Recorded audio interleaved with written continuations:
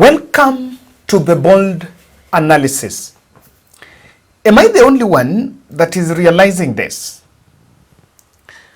Prior, some 1 month ago, the President of the Republic of Kenya was acting very submissive and was acting like a man who is listening to the voices of the young people who are raising some pertinent governance issues as far as our country is concerned.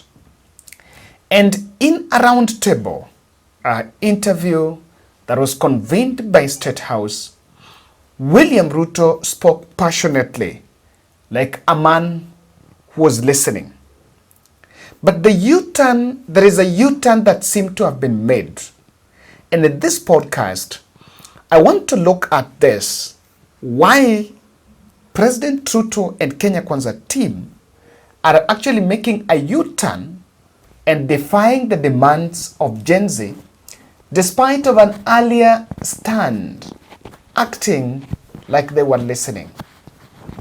And just to start it off, I want you to listen to this statement by Ruto during that roundtable interview with Joe Ageyo and Linus Kaikai, the roundtable with the leading media houses in Kenya. Mr. President, we're almost winding down this, but have you noticed that those young people, they actually have worked out the things that they believe you can take out and still be able to do the important things? Because you seem to have this elaborate plan, and I'm wondering where their views will fit in, because you seem to have this all worked out, but they probably don't want all those things. That is why they have figured out. That is why, you know, part of what I told you, Joe, is communicating, you know, and I hope this time round I find a medium where I can engage, you know, and I am ready to go to this X place to engage with them, and I want to tell them this is my plan. Okay, tell me how I can make this better. Tell me this is not good enough, you know, change this. Because I have seen some of the demands they have made. They have said that don't hire CASs, and I agree with them. They have said remove the office of the first lady, the spouse of the second lady and all that, and I have agreed with them. They have said a couple of things that we already are in agreement. They have, of course, said some of the things, abolish the office of women rep. I've seen they have also said we should reduce the salaries of MPs to 200,000 or something. Some of those things are things that are not in my power. Those are the things that we need to do a whole of society, a whole of nation approach, so that if we are bringing down salaries from 1.1 trillion to 700 billion, that is something I am willing, and I am ready to start with my own salary, going down to salaries of others, so that we can all live within our means. But when the public and the protesters, the Gen Z, some of who actually formed the base of your election campaign, are telling you, we are disappointed, you've not delivered. Hashtag Ruto must go. What do you tell them? Let me tell them the following. Good friends, the young people of our nation, my sons and daughters who supported me to win the election. I hear you. In fact, I saw, I think it was on your headline, a gentleman from my village who was saying, the president has let us down. Many children in this village are not getting jobs locally. That is why they are going abroad. Little did he know, my good friend from my village, that the children, the 500 of his colleagues around our village, are actually part of my plan on export of labor. They have actually, I intentionally supported them to leave the country because we got them jobs outside Kenya. So these questions, if you listen, he was saying, he was passionately saying, he's listening to what you guys are saying. But that is not being put into action. And that is what should worry the country, because I've been looking some trend, some pattern in this country. And that pattern, according to me, it is not in concurrence with what was promised by the current administration. I have seen an attempt by Kasmil Makoure. Now he is moving in this city, attending the Bunge la Wananchi and trying to explain to them, and I think that civic education is very important. Kuenda popote, nataka kuishi hapa Kenya, hiyo Kenya yenyewe unataka kufanya biashara, unataka Wanjira akienda hospitalini akipata mtoto aweze kurudi nyumbani na huyo mtoto akwe na vaccine. Nataka Kenya yenye mimi Gaucho, wewe haijalishi jina yako, unaweza pata kazi kwa serikali. Saizi huwezi pata hata ujaribu aje. Lakini mnakaa chini mnaongea, mnasema mambo ya leaders. Tuko na leading ideas. Hii mambo ya leader, mkinipatia hii kitu mnataka kunisulubisha. Kwa sababu ukisema ati Kasmuel ndio leader wa hii movement, unafungia Comrade Wanjira, unafungia Comrade Kinuthia. Sasa na mimi wakiniua nini itafanyika? What we've been saying as the Gen Z, the office should not depend on the morality of the office bearer. Kama mtu wako kwa ofisi anasema yeye ni rais, whether ni rais muovu, tunajua kwamba dawa ya ufisadi utapigwa risasi kwa City Square. Hiyo hawatasumbuka, lakini kabila ni mbili Kenya. Najua mnafikiria ni Kikuyu Kalenjin. No, kabila ni mbili, that's true. Na umaskini. Yeah. Kwa sababu tukitoka hapa hakuna mtu mwenye ataenda Karen, hakuna mtu anaenda sijui Runda, bado tu tunaenda huko hoping kila mtu anaenda tu side, si ndio? Islando. What we are saying we want for this country, as much as you want this, you should take care of any eventuality. The current parliament, you maana kusema Ruto maskomo mnakaa mnafikiria hatuna plan. We have a very elaborate plan because the current parliament is unconstitutional. Yeah, that's true. Haijafikisha 2/3 tena Ruto, sio? On 21st September was it 2021, Chief Justice Emeritus David Maraga aliambia Uhuru, we advise you to dissolve this parliament. Imekuwa miaka mingapi? This current parliament that is sitting is unconstitutional pia. Na ujue katiba inatuambia vizuri ya kwamba anguka nayo. Katiba inatueleza vizuri sana. Going through that ruling, Maraga hakuwa mwendo wazimu. And it is not a subject that you take to court kwa sababu kila mtu anashinda akisema after Ruto nini itafanyika. We know it very clearly, it is in the constitution. Maraga vile alisema, the president of the Supreme Court, hauwezi chukua sasa ati unaenda kulitigate hiyo kesi sasa unaipeleka high court. Kitu yenye the president of the judiciary alishasema, bado mnataka kuniambia itapigiwa kesi high court wa Kenya? Haiwezi. Kwa hivyo tukisema Ruto must go, constitution inanisaidia kwa sababu saizi CS hawezi kuwa na gender balance kwa sababu parliament haina. Kwa parastatals haiwezi kuwa, mnakaa mnaangalia mnasema parastatals tunajaribu kupiga kikabila. Kenya iko na parastatals karibu 300, si ndio? Only about 80 are profit generating. Hapo sasa ndio shida iko. Kwa hizo 80, 41 zimepelekwa kwa one ethnic community. Ukiangalia hakuna balance. So sisi hatupigani vita ya kikabila, tunapigana vita ya ukombozi, such that it does not matter what your name is, unaweza fanya kazi vilivyo. Tukisema Ruto must go, constitution inasema once he follows that advisory and dissolves parliament, when a country is... He's trying to explain to them what actually Gen Z was standing for. Because the truth of the matter here is, on 18th June, when the young people went to the street, it was on finance bill. And so when finance bill was dropped, then the country opened the discussion and said, okay, if we asked about finance bill and the taxes then it has been dropped, then it means we need to talk about the governance holistically. And that is why so many other issues were raised on the governance front. So what exactly happened here is the government ran away with the anarchy narrative, and quite part of the population bought into that. But that is why Makoure is trying to explain in this video. I really want you to get this here. Now, this is what is needed so that people get to understand. So if you listen to the two videos, Makoure is trying to explain what actually Gen Z was standing for. And President Ruto, on the first video, was showing intention to listen, to act, to abide, and to be submissive to what the Gen Z were demanding. But there is some change. Things are changing very fast. One of the demands that was raised was the State House to scrap the budget estimates for the unconstitutional, rather illegal office of the First Lady, the Second Lady, and the spouse to the Prime Cabinet Secretary, the confidential budgets.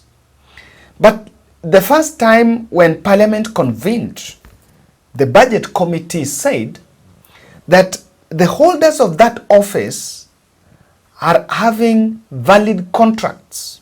And because they are having valid contracts, government will have to pay off those contracts.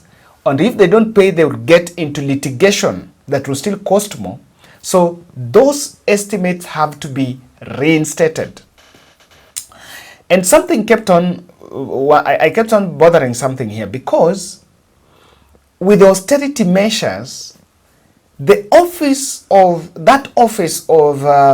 First Lady, it could still exist, but with a reduced budget, because not so much activities are going there. Much of the money that was being spent, especially in the First Lady, I can't even excuse Dorcas. Dorcas is doing something on boy child empowerment, maybe, even though we argue that some of what he's doing is supposed to be done by Nakada.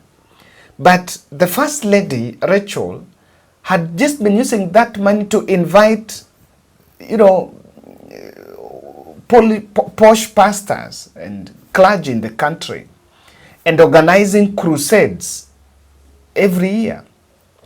So if you look at the programs that they have been supporting, things that could wait. But when Parliament went, that was the first sign that maybe things are not right. So that was reinstated. Now the second demand was on reducing the budget for non-essential services, travels, and all that. And that's why the president has not traveled since for the last 2 months. I think now 2 months, the president has not traveled. But there's an article that Nation, that Standard has done. State House flouts Ruto's austerity orders, 6 extravagant supplies. This is a Standard article. This is what the Standard guys are saying. The State House has advertised for supply of cut flowers and flower arrangements in what is seen as a defiance of President Ruto's order for austerity measures. This comes in the wake of budgetary crisis sparked by withdrawal of the Finance Bill 2024. Despite the move resulting in huge budgetary cuts across government that has seen allocation that is cut on several projects. The State House, on the other end, while the president is talking about austerity and was promising now to listen to some of these issues that were being raised, the State House is actually involved in some extravagant spending. Now, as if that is not enough, one of the biggest contentious issues that was also raised was on the show of opulence by Kenya Kwanza MPs and ministers, while the populace is languishing in poverty. And I remember 2 instances were raised. One was the belt and the watch that Murkomen was donning, and the other one was the 20 million donation that Oscar Sudi was giving in a church. So yesterday, Oscar Sudi appeared in an interview, and that interview was done in Kapsaret, by the way, in Eldoret. And Nani here, the Obina, traveled to Eldoret to interview Oscar Sudi. And out of nowhere, Oscar Sudi flanked an 18 million watch. And I want us to watch that video with you, because I want us to interrogate and just find out, was it even necessary to show the country that watch? What was the essence of showing that watch? So listen in. Hizo ni pesa ngapi?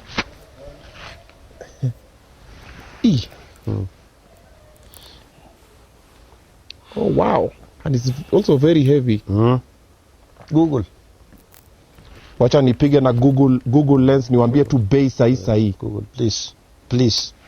Kama ilitengenezwa ng'ombe ama miti, Google. Cabinet ilishafuliwa tena. Sema ngwe. Google, my friend. Aya. Ndio hiyo niko Google Lens. Pam. Search.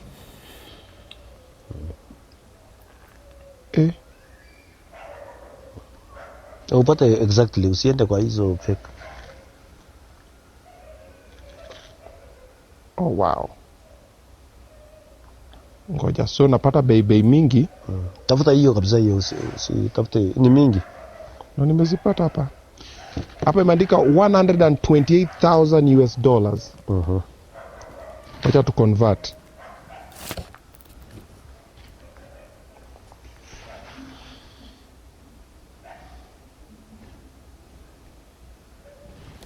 Eh.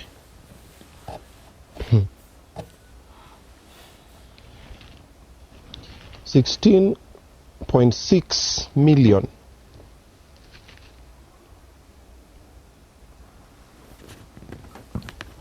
So acha nivae saa ya 17 million isikie venye iko. Tani nimejua kuivaa kweli. Jesus. Yeah? Kunje nyingine kwanza ya upande nyingine. Kunje mbele. Nikunje hivi. Haya ndio hiyo. Hii saa ni 17 million. Usikiaje?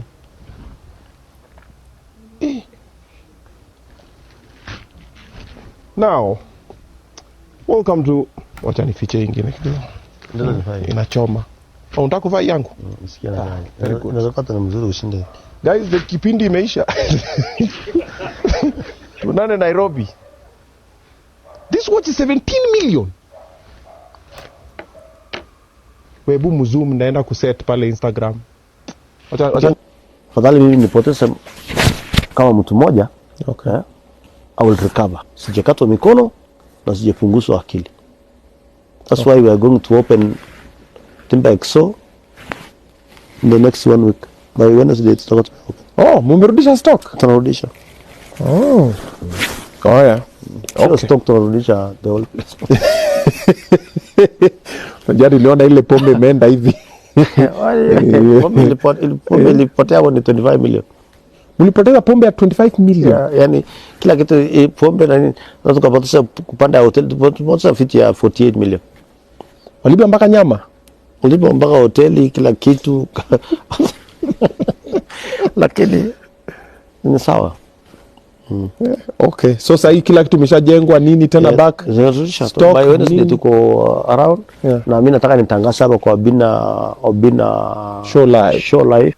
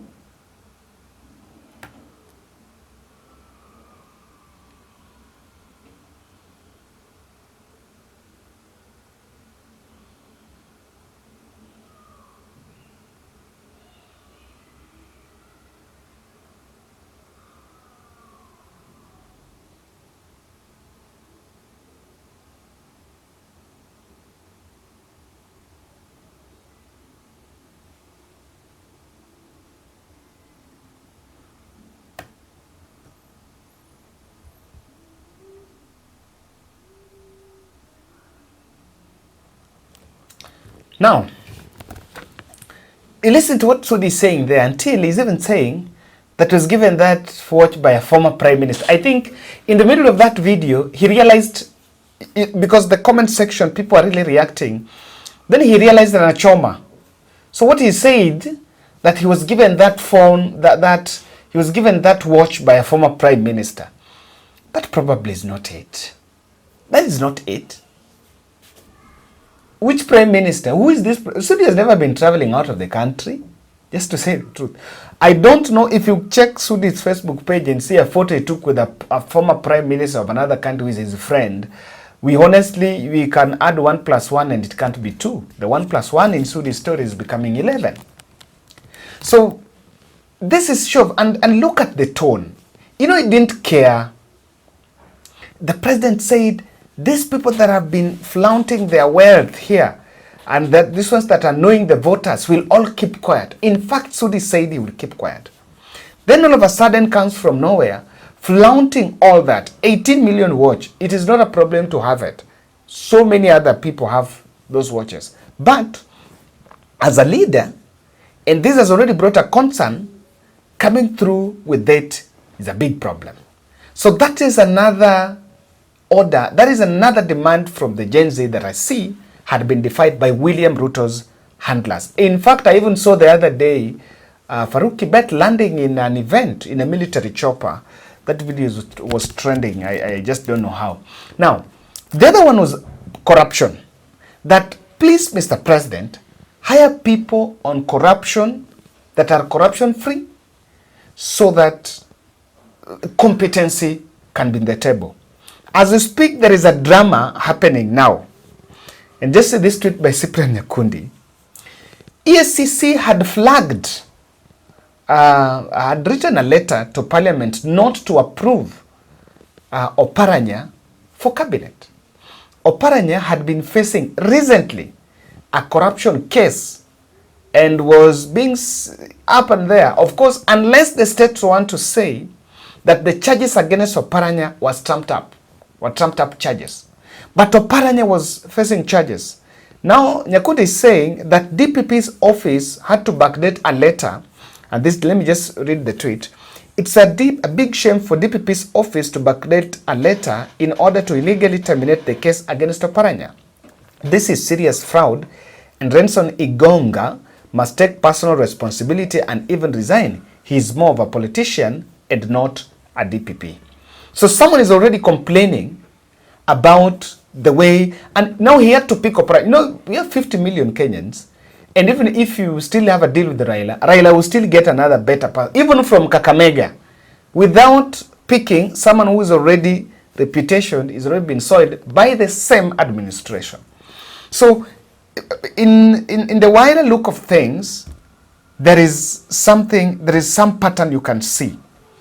The government got some comfort to defy the Gen Z demands. But I'm saying this is what is causing it.